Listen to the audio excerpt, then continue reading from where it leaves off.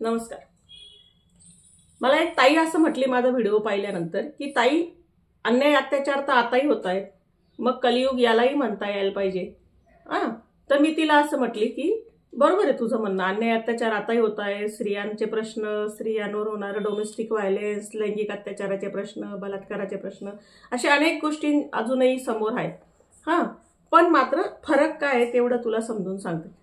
तर लक्षात घ्या, मी तिला द्रौपदीचं उदाहरण दिलं। तुम्ही महाभारतातली द्रौपदीची एकूण झालेली जी फरफट आहे ती तुम्ही बघितली असेल किंवा त्याच्यावर आता विचार करा मी सांगितल्यानंतर। बघा, द्रौपदीचं म्हणजे एकूणच तिच्या आयुष्यात काय काय घडत गेलं ते बघा। बाकीची स्टोरी म्हणजे ज्या वेळेला श्रीकृष्णाने तिला साडी पुरवली आणि तिचं भर दरबारात कौरवांनी वस्त्रहरण केलं, ती स्टोरी तुम्हाला माहिती आहे। तर मुळात श्रीकृष्णाने साडी पुरवली, कौरवांनी वस्त्रहरण केलं, हे त्याच्या आधी पांडवांनी तिला जुगारामध्ये हारले होते, हा सगळ्यात मोठा गुन्हा होता। म्हणजे दुर्योधनाचा गुन्हा होताच की त्याने तिची साडी ओढली, तो होताच, पण मात्र पहिला गुन्हा होता हा पांडवांचा की ज्यांनी तिला जुगारामध्ये हारलं होतं, जो त्यांचा अधिकार नव्हता। द्रौपदी ही स्वतंत्र व्यक्ती होती, स्वतंत्र व्यक्ती, तिचं स्वतंत्र मत, ती काही पांडवांनी खरेदी करून तिला आणलेली नव्हती।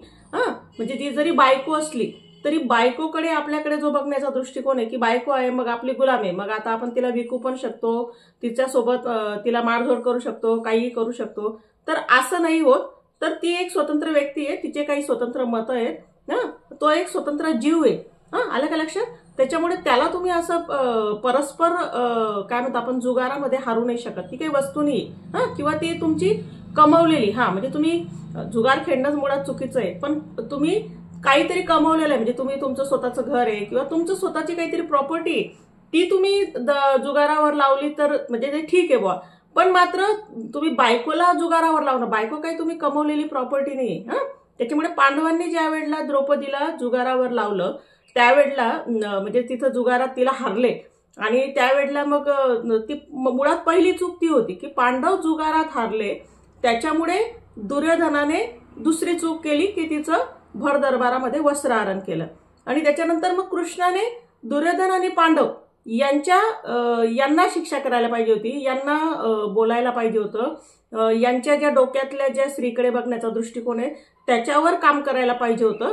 तर कृष्णाने पण म्हणजे कृष्ण भगवानाने पण द्रौपदीला वस्त्र पुरवलं। तर मुळात द्रौपदीला वस्त्र पुरवणं हे ठीक होतं, पण तो तात्पुरता पर्याय होता, म्हणजे त्यावेळेला तिचं वस्त्र घेता येतं, तिला वस्त्र पुरवणं। पण मात्र कायमस्वरूपी पर्याय काय होता, तर पांडव आणि जे कौरव होते त्या कौरव आणि पांडवांच्या डोक्यातली स्त्रीकडे बघण्याचा जो दृष्टिकोन होता तो दृष्टिकोन स्वच्छ करणं आणि त्या दोघांना शिक्षा करणं, हा खरा मूळ पर्याय होता। पण मात्र द्रौपदीची फरफट काही एवढीच आहे का, तर नाही। तर बघा, समजून घ्या तुम्ही एकूण, ज्या वेळेला अर्जुनाने तिला स्वयंवरमध्ये जिंकून आणलं, त्यावेळेला जिंकून आणल्यानंतर ते 5 भाऊ घरी आले आणि अर्जुनाने खरं तर स्वयंवरमध्ये तिला जिंकलेलं होतं, म्हणजे ती त्याची पत्नी होती, पण मात्र त्यावेळेला तो असं म्हटलं आईला की आई आम्ही भिक्षा आणली आहे। त्यावेळेला आईने न बघताच असं म्हटलं की जी असे आणली असेल ती 5 जणांमध्ये वाटून घ्या।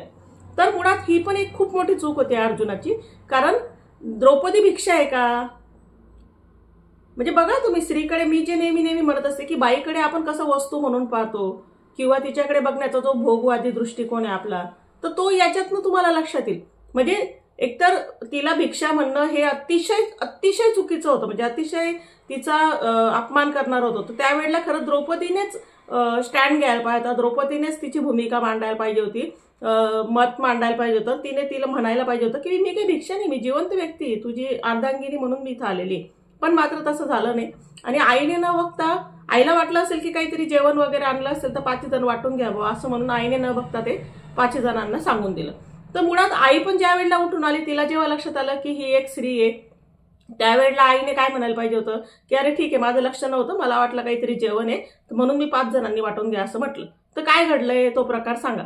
पण मात्र तसं घडलं का? नाही, कारण त्या काळात काय होतं की आईचा आदेश वगैरे वगैरे असं आहे। पण मुळात आईचा आदेश पण जर चुकीचा असेल तर तो पण बदलला पाहिजे की नाही, बरोबर आहे की नाही? म्हणजे प्रत्येक व्यक्ती हा आपापल्या सत्सद विवेक बुद्धीने विचार करत असतो, कधी तो चूक असू शकतो, कधी तो बरोबर असू शकतो।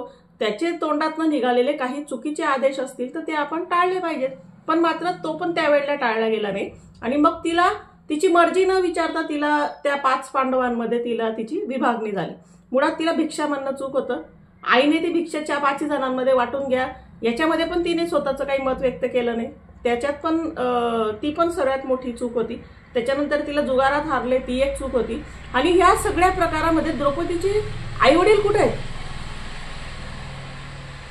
पुन्हा तो प्रश्न आहे की एकदाची मुलगी देऊन टाकली तर मग तिच्याबद्दल विचारायचं नाही.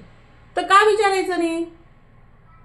20, 21, 22, 25 जे काही वर्ष असतील, 17, 18 ते वर्ष मी माझी मुलगी सांभाळली आहे. आणि माझी मुलगी मी ज्या वेळेला समोरच्या व्यक्तीकडे संसारासाठी पाठवते आणि त्या दोघांचा संसार उभा राहतोय, तर जसं मुलाच्या आईवडिलांचा हस्तक्षेप असतो तसं मुलीच्या आईवडिलांचा पण हस्तक्षेप, योग्य हस्तक्षेप, दोघांच्या आईवडिलांचा योग्य हस्तक्षेप असला पाहिजे. आलं का लक्षात? त्याच्यामुळे ती विचारपूस तर केली पाहिजे की नाही. माझी मुलगी आहे, मी तुमच्याकडे पाठवली आहे, तिचं काय झालं, तिचं येणं जाणं, तिचं सुख दुःख, तिला कशी वागणूक त्या घरात कुटुंबात दिली जाते, बरोबर आहे की नाही. तर मुळात हा आता कलियुग आणि स्वातंत्र्य युगामधला फरक आहे. तर लक्षात घ्या, त्यावेळेला द्रौपदीचे वडील ह्याच्यामध्ये कुठंच नाही आहेत. तर द्रौपदीच्या वडिलांची काही भूमिका आहे तर ती इथं कुठंच दिसत नाही आपल्याला. म्हणजे मग हा त्या ताईला असं म्हटली की ही एकूण द्रौपदीची झालेली फरफट आहे आणि त्याच्यामध्ये ती ते मुकाटपणे जे काही सहन करते. आणि खरं तर पांडवांना फार असं त्याचं युधिष्ठरला माझ्या मते काही धर्मरक्षक वगैरे असं म्हटलं गेलंय. खरं तर हा सगळा भाग म्हणजे हा सगळा भाग आपण नीट समजून घेतला पाहिजे. त्याच्यामुळे मी त्या ताईला असं म्हटलं की कलियुग आणि स्वातंत्र्य युग याच्यामधला काय फरक आहे. तर हे द्रौपदी सोबत जे त्या काळात झालं महाभारताच्या काळात, ते जर आजच्या काळात झालं असतं तर द्रौपदी लगेचच पोलीस स्टेशनला जाऊ शकली असती, कोर्टात जाऊ शकली असती, वेगवेगळ्या यंत्रणा तिच्यासाठी मदतीला धावल्या असत्या. आलं का लक्षात? आणि द्रौपदीने स्वतः काही मतं स्वतःची व्यक्त केली असती, भांडली असती. द्रौपदीच्या वडिलांनी, आईवडिलांनी त्याच्यामध्ये हस्तक्षेप केला असता, बरोबर आहे की नाही. हा कलियुग आणि स्वातंत्र्य युग मधला फरक. सध्याच्या काळामध्ये असं जर कुठल्या मुलीसोबत घडलं तर ती लगेच पोलीस स्टेशनला जाईल, ती कोर्टात जाईल, ती न्याय मागेल, तिचे आईवडील हस्तक्षेप करतील, तिच्या काही भूमिका असतील, ती काही स्वतःची मतं मांडेल. हा कलियुग आणि स्वातंत्र्य युग मधला फरक. त्या काळात पण अत्याचार होते, ह्या काळात पण अत्याचार आहेत, पण मात्र ह्या अत्याचारांना तुम्ही काय कुठेतरी तुमच्याकडे मार्ग आहेत त्या अत्याचाराच्या विरोधात लढण्यासाठी आणि बोलण्यासाठीच. आलं का लक्षात? तर हा एक मोठा फरक आहे. आणि खरं तर मी कृष्ण भगवानांच्या बद्दल मला नेहमी असं वाटत असतं की त्या काळातच द्रौपदीला साडी पुरवण्याच्या ऐवजी जुगारावर बायको हारणारे आणि जुगार खेळताना बायकोला लावणारे आणि तिला हारणारे आणि भर दरबारात तिचं वस्त्रहरण करणारे आणि तिथं शांतपणे पाहणारे, ह्या सगळ्यांनाच श्रीकृष्णाने त्यावेळेला कृष्ण भगवानांनी शिक्षा केली असती आणि त्यांचं चांगलं सेशन घेतलं असतं असं मी म्हणेन. तर कदाचित आज पुढचा काळ अनेक द्रौपदींसाठीचा हा सुखकारक आणि आनंद देणारा राहिला असता. तर याचा तुम्ही विचार करत राहा. हाच कलियुग आणि स्वातंत्र्य युगांमधला फरक आहे. तुम्हालाही अशा काही स्टोऱ्या माहिती असतील तर त्या मला जरूर पाठवा. तुमच्या कमेंट्स करत राहा.